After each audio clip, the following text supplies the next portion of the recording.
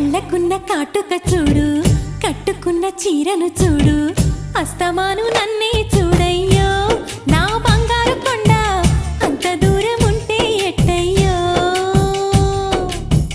చెవులకున్న దుద్దులు చూసా, ముక్కుకున్న ముక్కెర చూసా, చూడమన్నవన్నీ చూశానే. నా పువ్వుల దండ చూపకుండా ఎన్నో దాచావే.